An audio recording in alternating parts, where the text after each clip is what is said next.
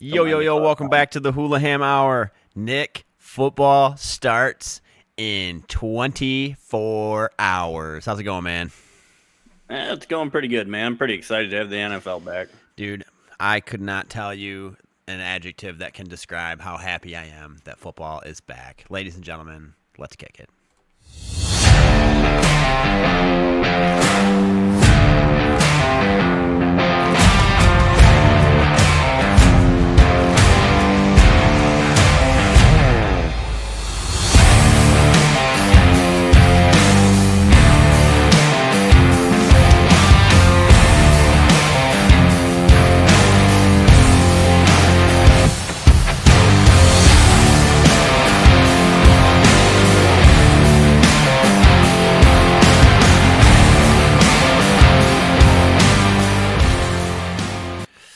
Welcome back, ladies and gentlemen. It is September 3rd, 2025. This is episode number 39. Should be 40 if I wouldn't have skipped a week. But hey, here we are. Could not be more excited. We got some headlines to cover. Some big ones. I'm sure that everybody already heard because it happened the day after our podcast of last week. But we'll dive right into that. I think we're outside the first minute. Fuck the Cowboys, fuck Jerry Jones, and fuck Micah Parsons. And on that note, Nick, give us the lowdown on the Micah Parsons trade. God, every time you think Jerry can't get dumber, here you go. I'm so sick of talking about nothing but an old man on this channel. Like, we need to, rename it to, the Jerry Jones Haters Club. And then just fucking... No, we'll make a separate one for that. Make a totally separate channel. It'd probably get way more of a following. Yeah. It's just going to be an I Hate Jerry Jones fucking podcast. Dude. And, all he wants to do to justify his dumbassness is justify his actions with, well, back in the day when we traded away whatever, was it Herschel Walker or whoever it was, when they traded him away, it ended up turning into them getting, Emmitt Smith and a couple of other guys. I'm like, yeah, everybody can get lucky once. I mean... We need to AI his voice saying, well, back in the day when I fired Jimmy Johnson, we ain't been to the Super Bowl yet. Kind of, dude. It's pathetic. And I'd say I feel bad for Dallas fans, but I don't because they just do this to themselves. You have the whole thing with the Dallas Mavericks completely doing what I believe is the worst trade in NBA history. You now have the Dallas Cowboys, which have done the worst trade in NFL history. They traded away somebody that should have merited them a minimum of 3 first-round draft picks. Minimum. They only got 2. They sent away they sent away another trash-ass defensive lineman to take his place. Overall, Micah Parsons got what he wanted, but the only silver lining that I'm taking from this entire situation is that he's hurt. And he did not disclose that before or after, until after he was traded and the deal was done, which is really shitty on his part. But also, don't they make him do physicals? Dude, he's been saying he's been having back problems since the beginning of the preseason. This is not new. Yeah. The fact that it's coming out, he's been saying... Whoops. He's been saying what, Nick? He's been saying what, Nick? Well, shouldn't be long. He'll be back up here. There we go. All right. You there? Yeah. You have 2 screens at the same time. That's interesting. Well, either way. As long as you can still hear me, hopefully it's not dubbed over audio, but there we go. We're going to be good. Okay, back to it. Anyways, you were saying, Nick. Yeah, and I just don't understand how you sit there on the booth with a well-established, what is he, 25, top defensive player and go, we're better with these unsigned, unproven picks. Yeah, he's the definition of delusional. I'm getting sick of having to talk about him on the channel, but he's really the only person making headlines right now, which is another reason why I'm excited to get back to football so that we can be sitting here. Do I think they're going to go 0-17? They're going to find a way to win a couple of games, but that's it. I mean, you just can't. Dak Prescott's never been the guy. He never was. He never will be. I don't know when they're going to throw that towel in. It's got to be shortly. I know his contract's got to be coming up in the next couple of years. No, they just signed him to an extension last year. Was it That's last when he year? I got thought it hurt. was a couple of years ago they did. It was No, last it's year, just- then he got hurt. Okay, well, either way, then they're riding that frickin' train for the next 4 or 5 years unless they decide to cut ties with him, because I've never thought he was NFL material. I thought he was a backup all the time. He's just always managed to have someone really decent to throw the ball to, which, I mean, proof's in the pudding that if you give any quarterback a Justin Jefferson-esque type player or a CeeDee Lamb, they're going to do well. Look at Sam Darnold. He never had anybody to throw to. Finally give him somebody to throw to, and he has a great career, or he has a great season that's leading to him actually having a career instead of sitting on the couch watching on Sundays. So, but again, I think the last place I wanted Micah to go was the NFC North. He could have went literally anywhere else. He could have sold his no soul and went to Kansas City. I'd have been happier for him. But now that you have to play him twice a year and we have to play him on Sunday already, man, I don't know. It's going to be interesting. Well, and here's the other killer for me. They turn around like the next day and sign Deron Bland to a $92 million extension. Yeah. You couldn't fucking pay Micah, though? Are you shitting me? Yeah. Yeah, it's because Jerry Jones is a little bitch. That's why. I also kind of think Micah Parsons has got that in him, too. That's why they never came to an agreement. It was literally just a shouting match between two teenage girls is what it came down to, in my opinion. I wonder if Jerry Jones is so old he just wakes up and forgets what he did the day before and just says, fuck it, let's roll with it today. Yeah, I'd almost... What's Dude, gonna I bet happen you today? I bet you in like his last will and testament he's got, and the Dallas Cowboys will be sold to my hologram, who will live on forever and make decisions on my behalf. Oh, shit. It totally is. Sorry, Steven. You no. suck, and I'll be here forever. Wow. Yeah, so I don't know. Good luck to him, question mark, but Dallas is going to be ass. Green Bay's still going to be ass, I think. Yeah, I mean, one player is not going to make or break your team. I'm sorry. They still made the playoffs last year. And that's why, again, them two That's- first-round picks don't look like anything. Yeah, exactly. They don't. If you're trading Carolina for this, understandable. Makes sense. Yep. Yeah, you're going to Makes get a top sense. 3 pick. Yeah. For 2 10 to 20 picks, yeah, it doesn't make a lot of sense to me. I didn't know this. Jacoby Myers had requested a trade and got denied, and now plans to play. Well, the only way he's going to get what he wants is to be on the field. Yeah, no, for sure. Yeah. Maybe he just goes out there with like slippery gloves, just everything. Okay. Now going to get into the headline that's probably going to get this video tagged. It's probably going to get me in some trouble. But I really don't give a shit because I've had a day. Hey, ESPN, fuck you. I am so sick of your horse shit. You've taken my favorite goddamn program and you've already fucking fucked it up. And I've had it. I've had it. I don't want to watch your shit anymore. I'm still going to watch RedZone, but they're adding commercials. And I'm very salty about it, as you can probably tell already. However, did you know that they did this last season? Yeah, they tried it at the end, and they did. And you want to know? You want to know the backlash that Scott Hansen got for it, to the point that he had to. He still was saying the tagline, 7 hours of commercial-free football, and forgetting that they were having commercials that week, and then had to make a apology video because he called himself a liar. And I know that he does not make these decisions. I have no bad blood against Scott Hansen, but I knew as soon as ESPN acquired them that they were going to find a way to fuck this up, and they already have. And they've announced it 72 hours before we're supposed to start this. This is I'm sorry, but I have a hard time wanting to pay for a premium channel now that has frickin' ads. I just, no thank you. So I'm still going to watch it, but ESPN, I ain't watching SportsCenter no more. I'm not watching none of that shit. And I don't care if that's what started our channel, is my love for watching this kind of shit, but they have royally screwed up the best thing in sports already, and it hasn't even started. I'm sick of it. What are your thoughts on it? I think it should be part of ESPN Unlimited that we get for free. If they're going to put it like ads, just make it a regular TV show then, because why the fuck are we paying extra?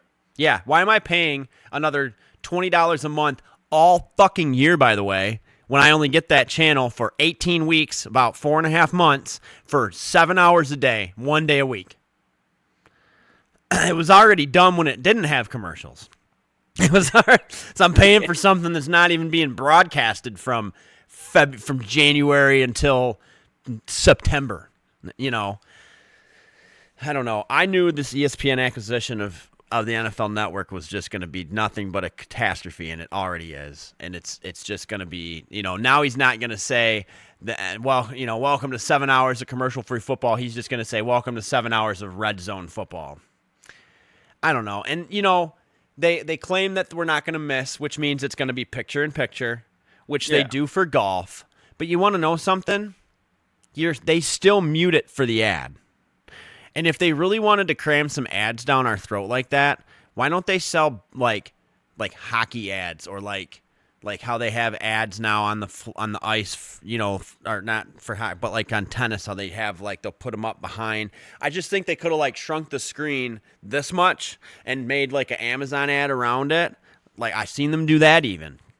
I'm okay with that. I don't want to have to sit there and listen to 40 fucking Geico commercials while I'm watching football all day. It's not what I don't watch televised games on Sunday for that reason. I don't like to listen to frickin' commercials. It's all erectile dysfunction boner pill commercials and other prescription drugs that have nothing to do with me. If you're going off the demographic of who's watching ESPN anymore, it's guys that can't get hard and old people that have really shitty skin.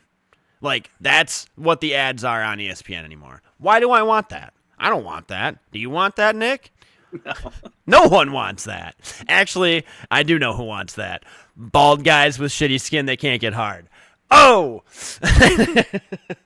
God, it's just so frustrating. By the way, little left turn here, but want to say congratulations to Tom Grossi. He has grown his channel immensely over the last 10 years to the point that now he does nothing but this full time.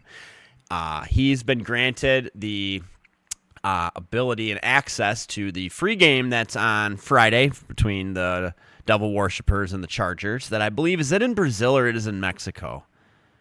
I can't remember. I want to say Brazil. That's what I thought too. But I got really thinking about it, and I got wondering why in the world, with the NFL going in the direction that they've been going with all of these paid games. Oh, back to Tom Grossi. Tom Grossi is doing a live stream of the game as an announcer for the game. If you don't want to listen to the regular announcers that they will have for that game, please tune in to Tom Grossi's channel on YouTube to watch that. I know that's where I will be watching that Friday night game, is on Tom's channel to support him. And if you've not listened to Tom do play-by-play, it's what the man was born to do. He's really, really good at it. Tune in, you won't regret it. So shout out Tom. However, the NFL has figured out a way to make us pay for every streaming platform, every channel on cable. We got Thursday night games on Amazon. We got some games on YouTube. We've got some games on Netflix. We've got some games on Peacock, and the list goes on. This is old news at this point. Nick, why do you think that they're broadcasting the game for free on Friday on YouTube? Oh, to make people feel like you got one. I don't even think it's that. Make them quit thinking about all the other shit they pay for. This might come off bad, but this episode's gonna get flagged. I can tell already. Where they're going to play the game, no one has television, but everybody has a phone with YouTube, and they're gonna put this out for free so that everybody can watch it, and then they can say, "Oh, we had 480 million people tune in." Yeah, to your free game. What would it have been if it would have been paid for? That's the thing that I just don't understand is why is this game free? Why all of a sudden are you're making NFL ticket cost $200, almost $400 now, but this one's free. Here you go, Brazil. Here's a shitty week 1 game when teams are gonna be jet lagged and whatever. I don't know. I just think it's a sham. If you're gonna give me a free game, don't give me the team that nobody likes anymore, because nobody likes Kansas City. I don't know if they knew that, but if you saw that documentary that came out that ESPN did, which I thought was the only thing worth a shit to watch that they've done in the last 25 years. Pretty much Patrick Mahomes came out and said, when we first started winning, everybody loved us, but now everybody hates us. Yeah, welcome to becoming a dynasty. I wish teams would just win 1, maybe 2, and fuck off. Just go away. You've won your shit. Let somebody else have it. Because I'm sick of watching the big 3 cities keep winning. If Boston wins one more goddamn championship again in the next 5 years in any sport, I'm done. I'm done. Boston can just like saw themselves off of the side of the East Coast and just push themselves off into the Atlantic Ocean. Yeah, word of the day today, Hulahammers, rant. Of rants with an S. Okay, all right. So we went over Micah Parsons thing, gone over the ESPN thing, gone over a couple of headlines. You got any other headlines this week? No, nothing big. All right, I'm going to try to woo-saw off that rant because I knew that one was coming since I found that news out today on the shitter at work. So, okay. So as everybody knows, had our fantasy drafts last week. Gonna delve into our fantasy football draft talk here. Gonna kind of go over Nick and I's teams, make fun of a couple people's teams, and then we'll get into our week 1 predictions. And then we'll wrap this week up with our college football talk. We'll save that for last, but it was a killer weekend in college football. So that being said, let's pull up some fantasy here.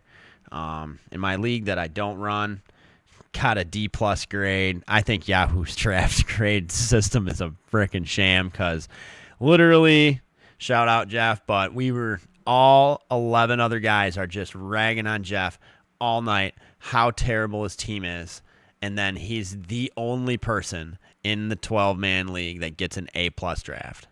Like, he drafted 4 players that are hurt for extended periods of time to start the year off. He's got, I think, the number 20th ranked quarterback as his QB1. And it just goes on and on and on and on. That was, no offense, Jeff, but I don't care what Yahoo says. It's still the worst draft I've seen in a number of years. Probably since my cousin Ryan passed out at the draft. Shout out, Ryan. Love you, bro. But Ryan was in the zone this year, man. I don't know if you noticed, but Ryan was in the zone. He wasn't fucking another one up. He was not fucking another draft. He was not getting last again. You were a great sport. You wore the shirt we got you, which said, I suck, my team sucks, my fantasy managing sucks, and I suck at football. And it was great, and he owned it, and I'm glad about that. So we also need to come up with a punishment for this league because we have 2 in the one that I don't run, and I'd love to have one in these. So if anybody has any wild ideas, go ahead and comment what we can do to embarrass the shit out of ourselves. All right, so going to start off with our main OG league that started in 2017. This is our 8th season. 8th, maybe 9th, whatever the math comes out to on that. I drafted Chase Brown and A.J. Brown and also Cameron Dicker and named my team Dicker and the Brown. So I'm very happy about that. That's one of the funnier names that I've had in a while. And my favorite part is that my picture is a picture of Chewbacca that looks like Mr. Hanky. So that's fun. But yeah, I ended up going against my first draft. I took Gibbs in the first round in the 3rd slot and Saquon was available. I took Saquon in this draft just because 1, Saquon won it for me last year. 2, I'm hoping that he can break the Madden curse. And 3, it's Saquon. How do you not take him? I mean, I honestly felt bad that I didn't take him in the first league. And honestly, Gibbs was the first Lions player that I've drafted in probably since I started running fantasy football leagues. I really have been so shy about drafting Detroit players. I already have enough to root against them about, let alone try to have to root for them during fantasy. But yeah, I ended up getting draft grade in this of a C, I believe. But I'll just run down this team real quick. Drake May, Saquon, Chase Brown, A.J. Brown, Sutton, Tyler Kraft, Kenneth Walker, Cam Ward. We play IDPs. Like we said, I got the linebacker Wilson for the Bengals. I got the Eagles D and Cameron Dicker, the kicker, is my starting lineup for this week. Yeah. Nick, you also kind of had a low draft grade too, didn't you? I had a C. Yeah, we both had C's, I believe. It hurts Laporta. Nice. Yeah, so Nick ended up with Jalen Hurts, Derrick Henry, Harvey from Denver, Mike Evans, Terry McLaurin. I thought you were going to name your team the Old Fucks. Yeah, I thought about it. You should, because your team's old as fuck.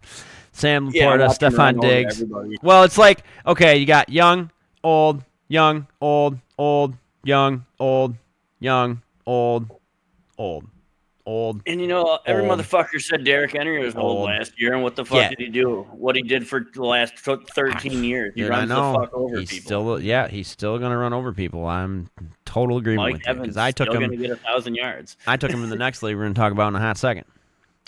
Anyways, Stephon Diggs, C.J. Stroud, Ernest Jones, Bills D, Tommy Fairbairn.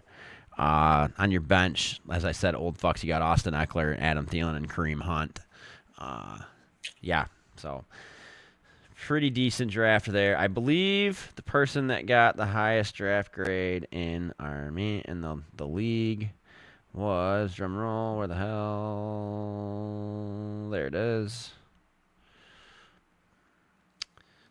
Cody. Well, so Cody's on top, but I don't know if this is how this works, but I would assume so. He's the number 1 A grade, but there were 5 of them with an A grade in this league. It was Cody, Scott, Blair, Steph, and Anna. And Ian and Rick both got Fs. Rick, that shocks me. Ian doesn't shock me in the least. My garage still smells like a dirty asshole. Thank you, Ian, so much. I'm holding your keys hostage. Take them draft grades and shove it though. Yeah, dude, pretty much. Except for in the other league, in our Blood, Sweat, and Beers league, I took the highest draft grade with an A. We also had Alan and Janae, my wife, and who's big old titties? Is that John? Yeah, John. We all took A grades. I think I took the highest grade last year in this draft, and I also won it again. So I'm optimistically thinking that can do it again, man. Our first-year player drafted better than Ian and his brother, so shout out Steven, man. Good draft. Let's see here. Let's pull up that team now. And I named this team the No Souls. As everybody pretty much knows, Gingers have no souls. I have no soul, and I'm okay with that. So, and I drafted some players that worship the devil that I also feel like don't have souls, like Patrick Mahomes and the Chiefs defense. But my top 4 was a pretty solid top 4, if I do say so myself. I went Christian McCaffrey, Derrick Henry, Jaden Daniels, Patrick Mahomes in the 12th slot. And that's a freaking solid 4. Projected to absolutely kick the ever-loving shit out of Ian, but I know that he'll probably... Oh, that's because... Oh, okay, yeah, see, he's already got 3 players not even starting. And he'll probably set his lineup tomorrow at 8:15.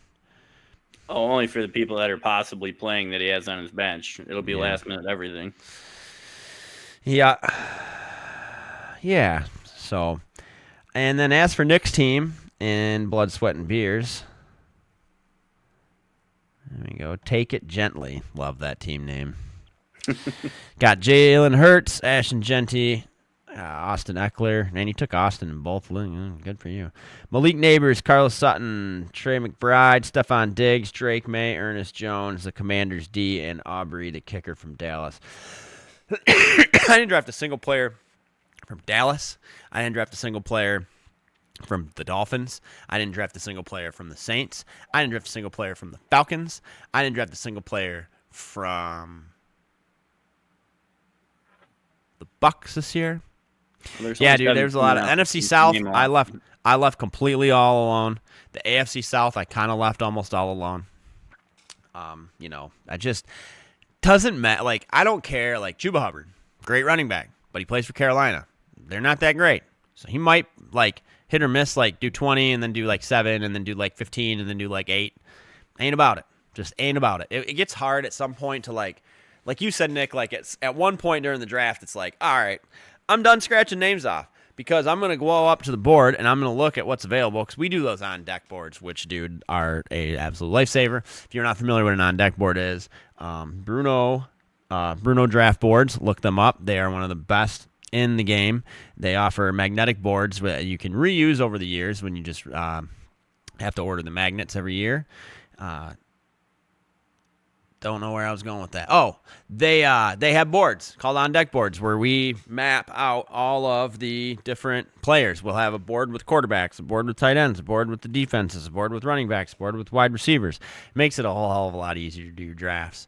Yes, does it speed it up, but you know what slows it down is doing shots every 4th round. So, yeah.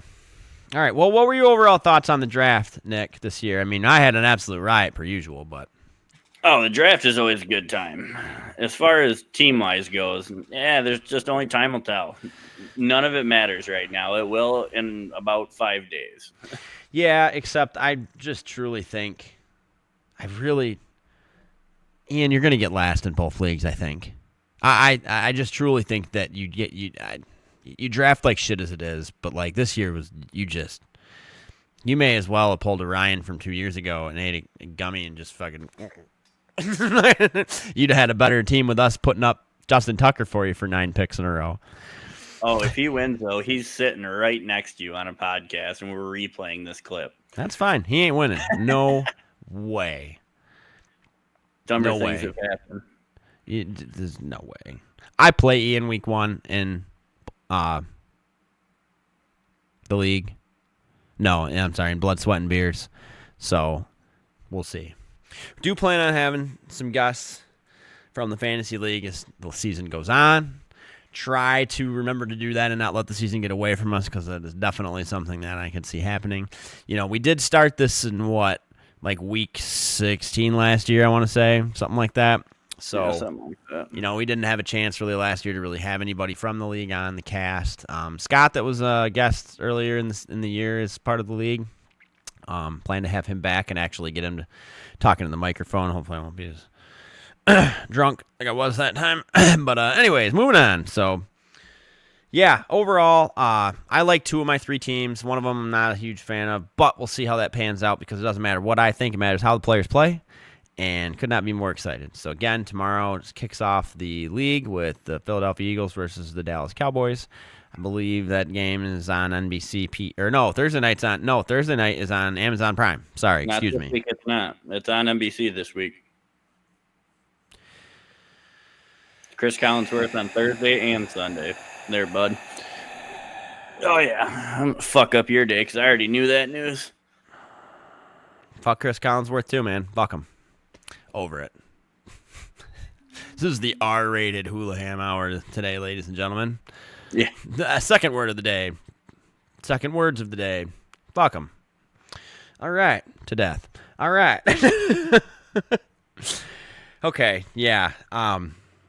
Anyways, pumped.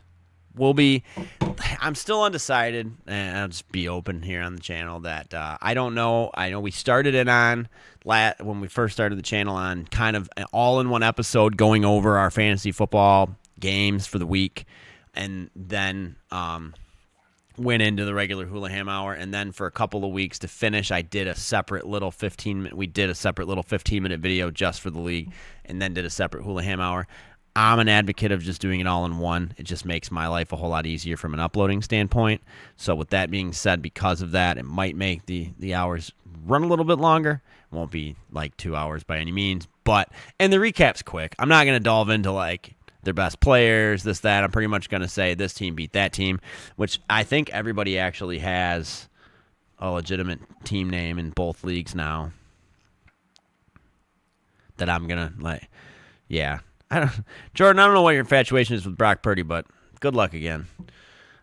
Yeah, so anyways, I think we're going to lump it all into one. We'll pretty much start every week off with our fantasy recap, and then we'll get right into our regular NFL talk. So with that being said, I think that wraps us up for our fantasy chit-chat. I will also catch us up on the league that I'm not in, that I'm in, that I do not run on a very short basis in that recap as well. So stay tuned for that too. All right. Yeah. So I guess, you know what? I said we were going to finish up with the college football, so we'll finish up with college football. So, all right, let's get our week 1 slate of games up here. Right. I would love to personally give the NCAA finally a fucking scheduling shout out. All of these great teams with how power conferences we have should not be playing cupcakes like D2 schools in their first fucking game. It's so dumb. It's absolutely ridiculous. Like, I get it. Those small schools do make a lot of money off it. I get that part of it. But at the same time, there's only, 12 games in a year. You're fighting for your life in college football. Let it all mean something. And, everyone's like, well, look what Appalachian State did to Michigan. It's like, dude, that won't, let's be real. That's a 1 in a million kind of game. It is. Especially now when you can pay people. Yeah, you're never going to see that again. No, You're going to tell me Appalachian State paying somebody more than the somebody smallest more than Big 12 Michigan's school? gonna. No, Yeah. even the smallest Big 12 school. Pick any of the major fives. Yep. No. Yeah. So, well, I'm hoping I can run this bad boy back, but we'll see. So yeah, a lot of good college games. So Nick, just kick us off, and I'll kind of chime in with some games that I watched because I slept most of the day on Saturday, recovering from a 4-day bender. So, lead us in, man. Well, let's lead her right off at Texas, Ohio State. Yeah, boo Ohio State. However, I was glad Arch Manning got put in his place, but continue. Dude, Ohio State, and you could tell that both offenses kind of kept the reins on week one on their offenses, but neither of them looked very good. No, the game was terrible. They can say their defense was great, but their offenses were awful. I know, and you want to know something? It like I couldn't hate Matt Patricia more.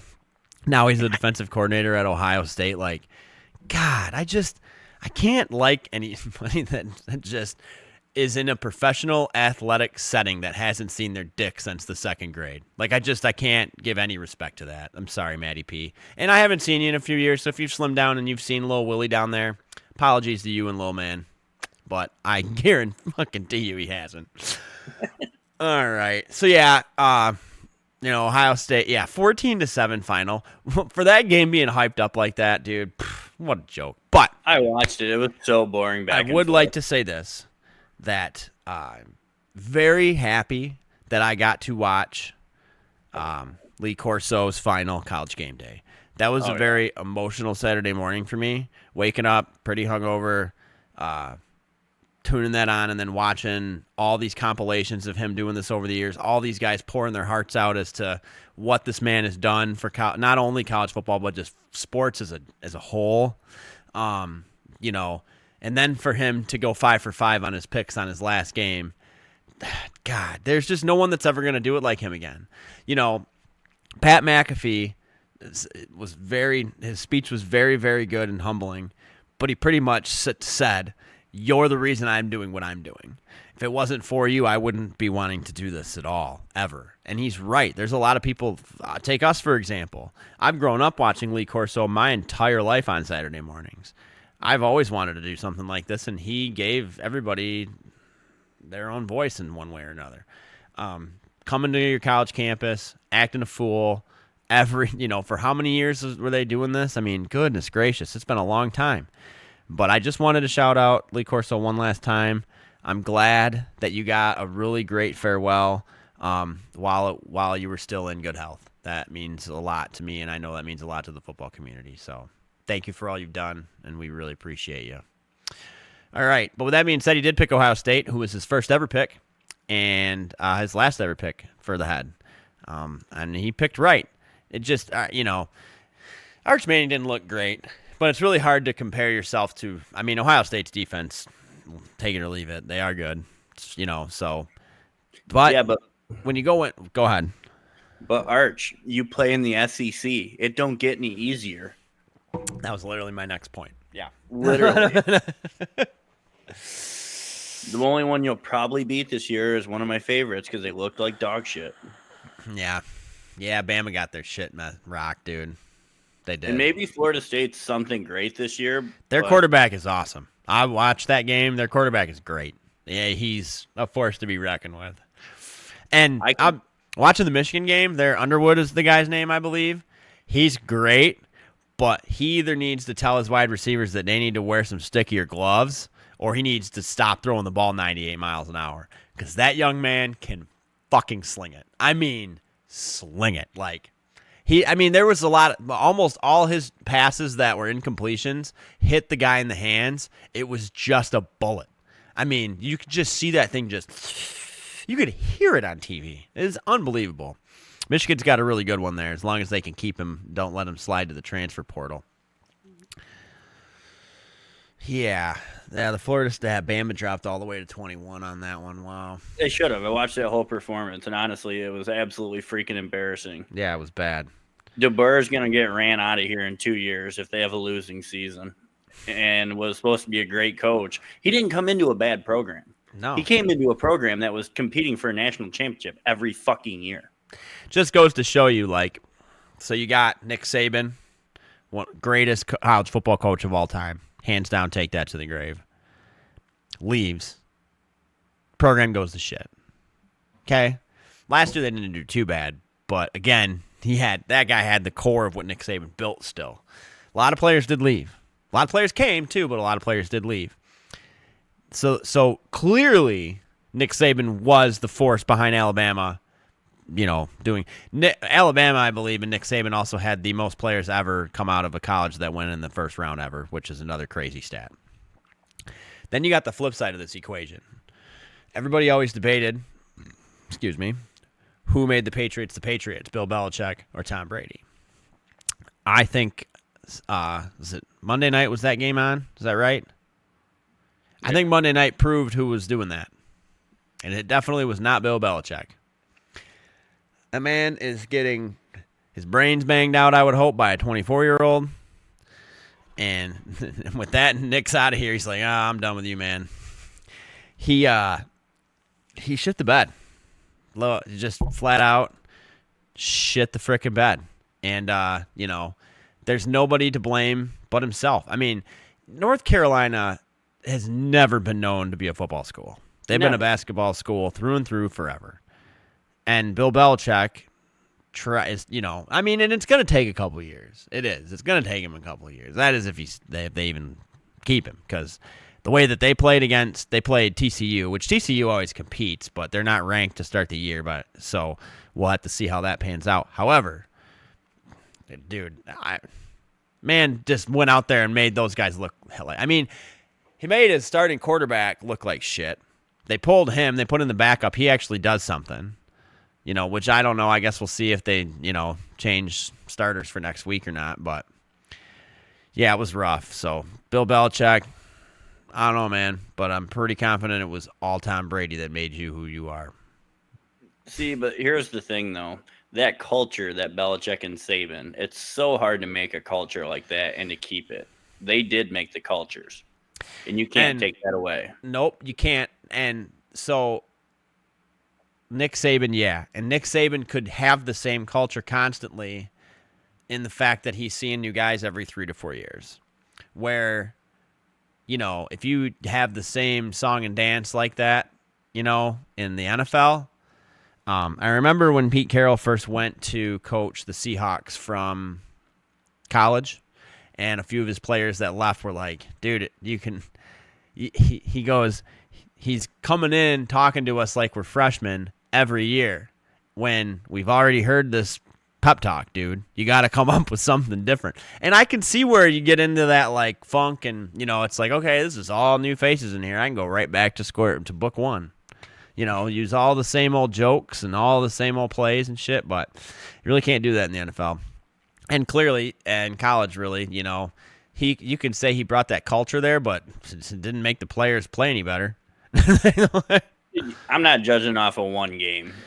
On a completely roster flip on one game, you can't judge it off of that. No, but dude, I'm being a little harsh because, if he'd have lost like 35-28, I'd have been like, okay, he actually gave it his best. But 48 points was the most points ever given up by a Bill Belichick coach team. So, and they're going to run suicides until their next game. It's okay. Yeah, I think Bill needs to run a little bit of the man titties off too. No, that's why I got a 24-year-old. He's working on it. All right. So, yeah, Michigan ended up winning their game against New Mexico 34-17. Hey, committee, word of the day, fuck them. Because how does a team that's ranked in the top 25 win and you drop them a spot? I don't get. You should have at least left them in the same spot, not drop them a peg. Didn't understand that at all. But, again, the committee's just full of words we're not allowed to say on YouTube anymore. One of my favorite games to watch, though, this week was the LSU Clemson game. That was a decent one. It was low scoring, and I like the little bit higher scoring games. You want to know why was the LSU Clemson game your favorite one? I thought it did lack a little bit of offense, but I also saw two teams that have the potential to actually be really freaking good this year. Mm-hmm. Yeah. My favorite game of the week was Notre Dame Miami. That game was awesome. It was. That game was just everything that any football fan wants in a football game. Back and forth, Really good defensive stands, really good offensive plays. There were a couple of catches that are catches of the year. Like, I don't even need to watch the rest of college football. There were 2 Odell Beckham type catches in that game that were incredible. Incredible. Terrible throws, but incredible catches.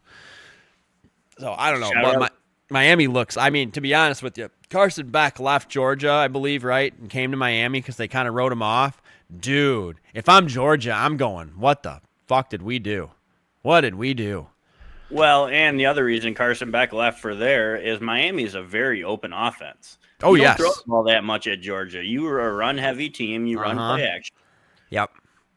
I don't blame any quarterback for leaving Georgia, Alabama, none of these guys. You go to an air-passing school so you can actually show scouts what you can do. That's why I'm a little bit afraid of Underwood leaving Michigan, just due to the simple fact that Michigan, doesn't matter who their coach is, has always been a run-heavy team, run-heavy program. Exactly.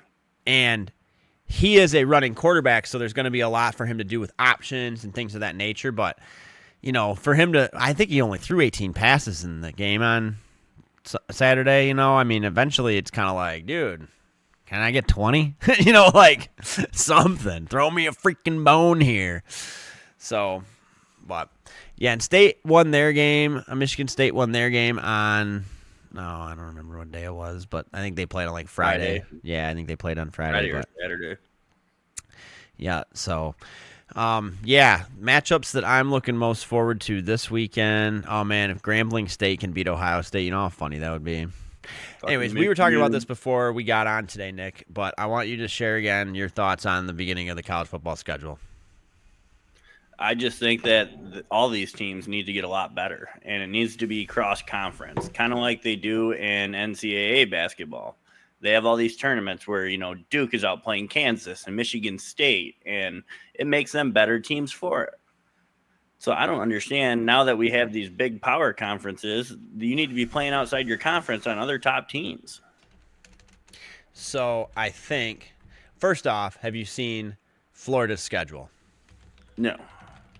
I think it's been ranked the hardest schedule in college football history. I think they play 4 or 5 teams in the top 10, and 3 of them 3 weekends in a row. Good. So I'm gonna bring that up in a minute, but I believe, shout out Patrick Cutler. He made a video about this, and I absolutely love your content, dude. I'd love to have you on as a guest. Hashtag Bad Napoleon. If you've not checked out Patrick Cutler's stuff on YouTube or Snapchat, go give him a peep because his stuff is hilarious, especially if you're a Napoleon Dynamite fan and a football fan. All he does is parody videos as Napoleon Dynamite, doing parody videos of football. So that being said, he made a video about how he personally thinks that Penn State has the easiest schedule in all of college football. Who'd they play last week? Nevada. Yeah, 46-11, Nevada. This Saturday, they play FIU. Don't even know who that is. Florida International University? No clue. Yep. Then they play Villanova. Then they finally play somebody worth a shit in Oregon. To be honest with you, they play Oregon, who's ranked 6th right now. Then they don't play another ranked team till they play Ohio State on November 1st. And then they play Indiana, who's ranked 23rd right now, but I'm going to bet the farm that Indiana is not in the top 25 when they play come later this season. No. So that is going to be Penn State playing 2 ranked opponents. Now, granted, those 2 ranked opponents are currently number 1 and number 6. So that's, but even at 2 losses, that still puts them in contention for the college football playoff. With that being said, Florida, on the other hand. Oh, yeah, and honestly, if Penn State gets on the bubble, dude, they're fucked with that schedule. They're not getting in. So here's Florida. You ready for this? So Florida played the LIU last week and won 55-0. Great. They play South Florida this weekend. In-state rival, but they should clean house. Then, here's where it gets interesting, Nick. Are you ready for this 4-game stretch? Actually, 6-game stretch. You ready? They play LSU in LSU. They play Miami in Miami. They play Texas in Florida. They play Texas A&M at Texas A&M. They play Mississippi State at home in Florida. And then they play Georgia. Love it. And then they finish the year off with 3 games in a row where they play Ole Miss, Tennessee, and Florida State. Dude, if Florida literally goes 500, that's a fucking victory. Like but that's just going to show, like, to prove your point. The SEC is just crazy. They are, and scheduling, I said, is getting better. But yeah, that more teams need to be taking this approach. Yeah, there needs to be some changes there. So, and I know there's certain year contracts they have between certain matchups. So I don't know if maybe they're waiting for their contract to expire or what the deal is, but they need to get their shit together. Yeah. I don't care to watch 55-0 games in the first 3 weeks. No, nobody does, dude. Nobody does. I mean, as fun as it is to be like, yeah, my team scored 55 points against a bunch of, like, guys with 3 limbs, like. I know, we scored 34 against New Mexico, and I'm like, wow, we looked like shit. Yeah, and that's why they dropped a position, probably. Honestly, yeah. Yeah. I mean, we didn't look terrible, but we definitely didn't look good. Yeah. I will admit, though, USF, I'm going to put $5 on this week. Did you pay any attention to what that quarterback did to Boise State last week? Yeah, I did see a little bit on that. Yeah. I'm not saying they're going to win by any means, but that's a nice little dark horse shot. There you go. Yeah, my dark horse shot is I think I mentioned this earlier on the channel, but I took the under on every week 1 NFL game. And if that hits, my $10 will become almost $400,000. So let's go defense. All righty. I think that's going to wrap up our college football talk for this week. And I want to get right into. First game of the week is going to be on the over, and you know it. No, it's not. What's the line on Thursday's game? I don't remember, but I want to say like 49.5. Oof. That's going to be close. Nah, they ain't scoring that many points, dude. No way. Okay, so as everybody knows, we talked about it. Cowboys, Eagles tomorrow. Who you got, Nick? I got the Eagles all day. I'm going to pick the Cowboys. Said nobody ever, except anybody that lives in Dallas. No, I'm fading. Oh, no. There's just no way Dallas wins tomorrow, right? I mean, okay, so let's hypothetically say Dallas wins. What does Jerry Jones come out with his dick hanging out of his pants and just slap it down on the press conference table? Like 100%. Just fucking Dude, hello, ladies and gentlemen. Next question. Yeah, his press conference is going to be such an asshole if they win tomorrow. Jesus. He'll be like, I'm not answering any questions about Micah. I'll be like, I'm not. Yeah, nah, I told you we were better. Yeah, but then if the Eagles do lose, dude, Philadelphia is going to riot. A lot of defensive turnover, though. Yeah, so that's what I think. I think Dak's going to chuck like 3 interceptions, personally. I'm curious to see how him and George Pickens get along, though, honestly. I got a little dark horse thing that I think might happen this year. And you probably 98% of the world is going to disagree with me because Kenny Pickens is a diva. But I think Kenny Pickens is going to have a better year than CeeDee Lamb this year. Kenny Pickens? Or Pickens, sorry. Pickens. Sorry, Kenny Pickett used to throw to Kenny Pickens, and now neither one of them play for the Steelers. So, anyways, I think Pickens will have a better year than CeeDee Lamb. I do. I don't know what it is about it. There's just something there that's telling me, like, I don't know if it's that, like, CeeDee's going to get hurt. I don't want that to happen. I don't wish that upon any player. But I don't know if it's that I just think Dak hasn't built the rapport with CeeDee Lamb that he should have, and he might with Kenny Pickens very quickly. But we'll see. It's just my wholehearted Hulaham opinion. That's why you come here, for our ridiculous opinions. I'm going to have to roll with the other 98% and say Coyote. Yep. All right. Next game on the docket, Chiefs-Chargers. Who you got? Dude, the Chiefs find some fucking stupid way to squeak out week 1 every fucking year. Every part of me says Chargers, but I know the Chargers are going to fumble on like 3rd and 1 with like 40 seconds left on their own 35, and the Chiefs are going to kick a field goal to win. Now, the Chargers are going to be up by like 3 touchdowns, and Brittany Mahomes is going to call the Brazilian police on Jim Harbaugh for cheating. They're just going to come and detain his ass on live YouTube. Who you kidding? Do you know where you are? They're going to love that shit. Jim Harbaugh will leave with a crown. You can call that in all day. He'll leave on a parade with a chair. So you're taking the Chiefs? No, I'm going to take the Chargers. All right, good, because you know wholeheartedly I'm not taking the Chiefs in any goddamn game this year. No way. I hope I'll go 0-17.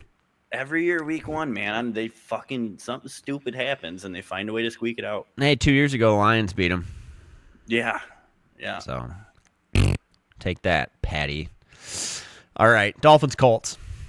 Oh, that's a fucking barn burner week 1. I thought we were done talking about college teams, dude. If these guys don't hit the under, right now, if this is the game that fucks up that bet for me, I will personally drive to Indianapolis and sit down and wait to have a discussion with Daniel Jones and be like, so when'd you pull your head out of your ass, bud?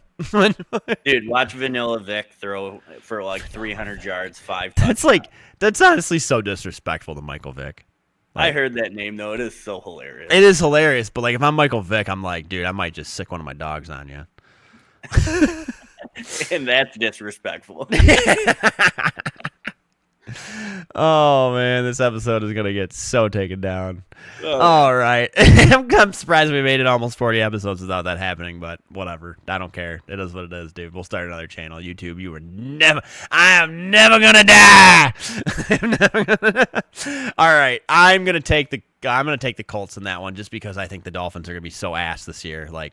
I want Mike McDaniels to keep coaching, and I just don't think that Miami's the place for him to do that.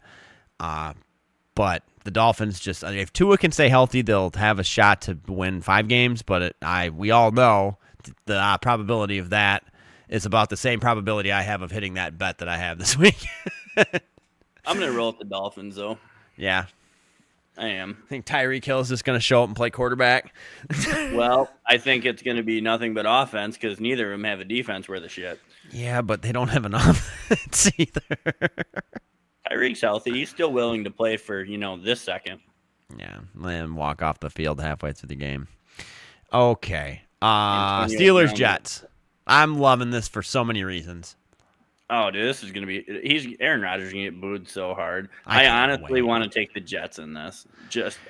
Yep, I'm taking the Jets. As a Steelers fan, I want to take the Steelers, but as a fuck Aaron Rodgers fan, I'm taking the Jets, dude. And I'm gonna say this right now. I think Justin Fields is gonna rush for over 50 yards. I think he'll throw for over 200. I think a lot of the smoke coming out of the Jets area this offseason was complete bullshit. I even think that Justin Fields' injury was bullshit. You don't break a finger like that and just come back the next day and you're just fine. Yeah, but in preseason, it gets a little over-exaggerated. These guys have a fucking long toenail, and they come out in the preseason. Yeah, so I don't know. But, all right, so we're both taking the Jets, which is crazy. I don't like picking against Pitt, but, again, we'll see. Panthers, dude, it's just a bunch of bomb game, really shitty freaking matchups week 1. You got the Panthers and Jags. I'm gonna just come out and say it. I think they're going to tie. No, I'm going with Carolina. I'm going with Carolina. So who do you think is going to have a better year this year, Trevor Lawrence or Bryce Young? I think Bryce Young. I hope not. I think Trevor Lawrence is just this is what you get. I think this is I think Young still has some upsides to him. Not a ton. This is a sink or swim frickin' year for Trevor Lawrence. It's got to be coming close because, he's still getting paid a bunch of money and his performances are just not good. They haven't really surrounded him with good players, though. They've had a decent running attack, but when it comes to, having a number 1 wide receiver to throw to, who can you name that's been a number 1 wide receiver out of Jacksonville? Calvin Ridley. Yeah, but then he didn't do anything when he was there. Dude, is it the scheme, though, or is it the player? It's the goddamn owner's mustache, dude. That's what it is. Oh, God. Okay, so I'll take the Panthers in that one, too. Fuck the Jags. Duval what? Duval. All right, Cardinals Saints. Oh, God. The Saints are going to be a dumpster fire. I'm taking the Cardinals all day. Yeah. And I need Trey McBride to help me out, so hopefully he just goes the Well, fuck I'm up. looking at it from this perspective. The Saints named Desmond Ridder their starter, right? Or Spencer Rattler. Spencer Rattler. It's not a QB1. He's not. I wholeheartedly believe that the only reason that they're starting him is because they just didn't see enough in the preseason out of Tyler Shough. So, but we'll see. I think one shitty game, which will happen this week, and I think Tyler Shough starts by next week. Yeah. I think so. Yeah. But, yeah, the Cards, I'll take them just because I think Marvin Harrison Jr. is going to have a rebound year. I think Kyler will stay healthy and have a really decent year. And we'll go from there. So, go Cards. I hope him and Harrison can get on the same page this year because I think that could be a fun connection to watch if they can. Yeah, dude, and I didn't have a draft where he went higher than like the 10th round this year. Dude, if you watch all the clips from last year, they were never even close to the same page. They were 4 or 5 pages apart. Well, they better have been hanging out all summer, freaking getting that shit worked out. That's all I got to say. Giants Commanders. You know, if this was 3 weeks from now, I would probably pick the Giants because I think they'll have a different starting quarterback by then. But I'm not going to. Yeah, I'm taking the Commanders, but I will say this: I did notice that New York made Jackson Dart their number 2.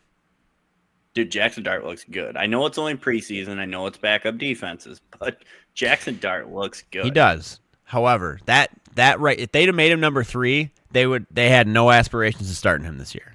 None. 0. But because they made him 2 over Jameis, it's clear cut that Russell. I think Russell's on such thin of ice that it's there. If he comes out and loses week 1 by more than two scores, it's done. I just don't think. I think he's almost walking on water right now. I mean, it's just gonna sink. So if Malik Neighbors can really step up and be the number 1 receiver everybody thinks he can be, might happen. Which he was with Daniel Jones. I mean, he's got better people throwing to him now. Yeah, I don't know how much better, except Jackson Dart maybe, but we'll see. So, all right, Bucks Falcons. I like the Bucks in week 1. Yeah, me too. I'm taking the Bucks all day in that matchup. I'll take the Bucks against any NFC South team this year. I really do not think that the Falcons are going to be as hyped up as everybody thinks they're going to be. I wish all the luck to Michael Penix. However, I just don't think he's the guy. I just don't. Something about him. I don't think he's it. You don't see many lefties thrive in the NFL. Yeah. Not many. Shout out Mike Vick. All right, Bengals Browns battle for Ohio.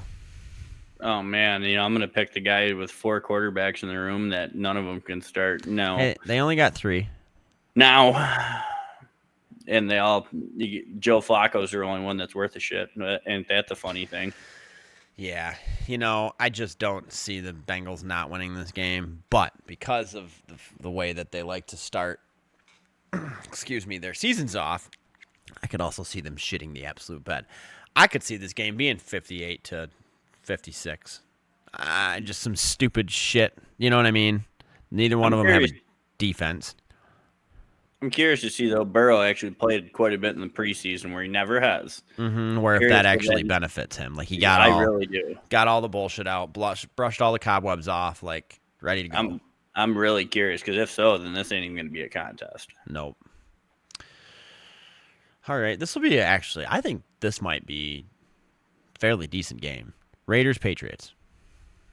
This is an interesting game.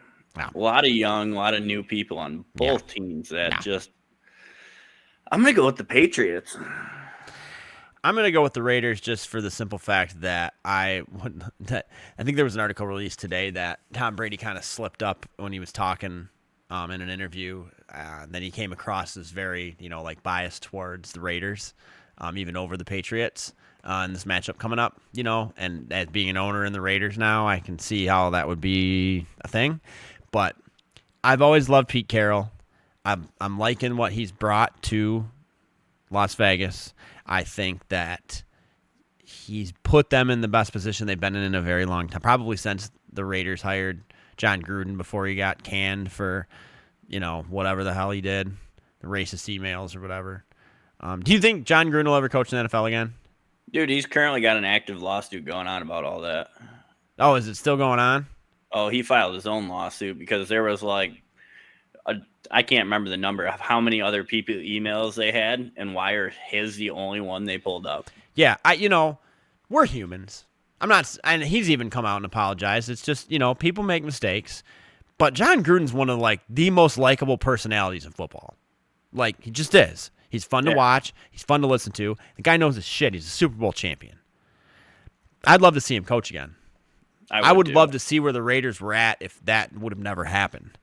They would not have Pete Carroll. They would not have Geno Smith. They would not. You know what I mean? I just don't know if he ever will again, because even though he did make a mistake, you still got to go stand in a locker room after making those comments and have everybody respect you. So I don't know if teams would want to bring him in. I would. I know. I just see that side of it too. Yeah, for sure. Well, anyways, back to this pick. I'm going to take the Patriots, mainly because I have Drake May and I want to see him ball out. So let's do it. Drakey, baby. All right, as we crest the hour mark here on the longest Hulaham hour we've had in a while, because football's back. All right, that was the gayest thing I've done in a while. All right, 49ers Seahawks. Well, I'll let you talk about Purdy there since you're being that kind. Purdy's pretty bad. I don't know. I think it's a crapshoot, honestly. I'm going to roll with Sam Darnold in game. Yeah, I'm going to take the Seahawks mainly because they're at home and mainly because I still am not convinced Brock Purdy is worth the money that they paid him. I really don't. I almost think that they're low-key trying to turn him into another Tom Brady because he was picked. He was Mr. Irrelevant. And everybody wrote him off, and then he worked his way up, and then he made it to a Super Bowl, and it's but I'm just not sold on it, man. I'm not sold on it. I'm just not. The 49ers have a good team, but I don't think Brock's the answer. I'm taking the Seahawks, too. I wish Sam Darnold well for one game out there. We'll see how it goes for him. I just want to see how him and Cooper hook up. Yeah, I'm excited about that. I think that'll be a good one. Cooper Kupp was so far down in the drafts, and if he comes back and is just the guy. I don't even think he got drafted in our two drafts. Oh, I'm pretty sure he did. I'm not so sure. Well, we can look either later. way. Save that for next week. All right, Titans-Broncos. Man, I don't know. I just had dementia, and I still remembered to pick the Broncos. Yeah, it's kind of hard until Cam Ward comes out and can prove himself. And you're going up against the top defense in week 1 as a rookie. Holy shit. Yeah. Good luck. Yep. Don't die. Okay. Yeah, I'm taking the Broncos. Lions-Packers. We don't even got to say. Everybody that watches this channel knows that we're taking the Lions. Yeah. Yeah. So, yeah. And I hope Micah Parsons doesn't play. All right, Texans-Rams. Who you got? Texans. It's going to be a good game. I'm going to take the Texans as well because, 1, I think they're the better team on paper, and 2, I also have C.J. Stroud, who I want to see absolutely blow his point projection out of the water. Damn it, Nick. We're almost done. Hang in there. Yeah, I really want to see C.J. Stroud. He had a really bad sophomore slump last year. I think he'll definitely come back with a vengeance this season. And we'll see with having his receiver core back. Yeah, I'm excited. Very excited to watch the Texans this year. So, all right, just waiting on Nick, and we got 3 more games, and we'll be wrapping this week up. So, yeah.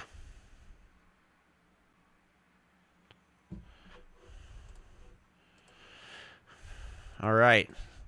4th time today, baby. All right. Anyways, yeah, we both got the Texans. So we got 2 more games here. We're going to be wrapped up for this week. So Ravens-Bills. Going to be a wild game. It is. I got the Ravens in this one.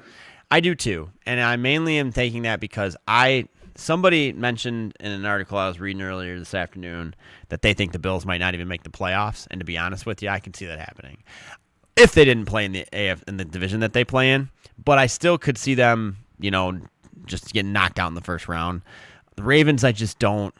They hit different. when they play. So, but we'll see. I could be totally proven wrong. Josh Allen come out and throw 4 tutties and run for 2 and just totally win like 70-0. Who knows? Dude, you want to talk about the greatness of a quarterback, though? Who has less weapons around him than Josh Allen on a year-to-year basis? He's never had a true number 1. I mean, Diggs was probably the closest you could say. Yeah, I guess you could say Diggs was a number 1 for him. He was definitely a number 1 when he was there. Yep. But he didn't have a running back. He hasn't had a running back. James Cook is finally coming out of his shell, but everybody's pumped up about the rookie they drafted too. So, dude, props to Josh Allen. Yeah, no, he's one of the. If he ends up pulling a Dan Marino career where he's great the whole career but never wins one, dude, I'm gonna be sad. Dude, they just need to go out and pay for some receivers. They really do. Yeah. Can you imagine a number 1 and give him a number 3 receiver? A true number 1 and a number 3. He'd be fine. Yeah. Yep. All right, so I'm taking the Ravens. Show. Let's go Ravens. Vikings, Bears. Just so everyone's clear before you say who you're picking, I'm not picking the Bears to win a game this year either. So Kansas City and Chicago, whenever you're playing whoever, you're automatically getting an L in my book. But proceed, Nick. So I'm going to go with JJ. I hate both these teams, obviously, but if I got to pick one, I'm going to roll with JJ McCarthy. Yeah, I think the Vikings are going to win. I think the Vikings are going to be a little bit better than everybody's expecting them to be this year, just not as good as everybody thinks that they were last year. If that makes any sense. Doesn't make any sense. Now that I'm saying it out loud, it makes no sense. Yeah, it means they're going to beat their projected for this year, but they're not going to be better than last year. It makes perfect sense. Yeah. Jesus. Oh, all right. All right. Well, man, I'm glad to be back to a full hour. We're a little bit over the hour this week. Yeah, I think that covers everything that I wanted to cover.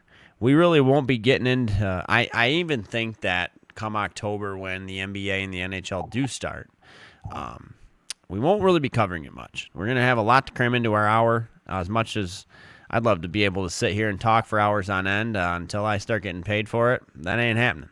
So, so yeah. And I always cover the headlines of all them sports. Yeah, we do cover the headlines, and we will delve into them. However, we're not going to have our in-depth coverage with them pretty much until the playoffs or the NFL seasons come to a full stop. Because come January, we're also going to have TGL start up around the same time that the NFL playoffs kick off, and so on and so forth. But I'm so happy to be in the season of why we started this channel, and that is football and the NFL in particular. So, super stoked. So, Nick, you got anything else this week? I do not. All right. That being said, ladies and gentlemen, we really appreciate the support. Don't forget to like, comment, subscribe. And with that being said, we are going to see you next week on the other side when we have football to talk about. We're Hulaham out. Bye.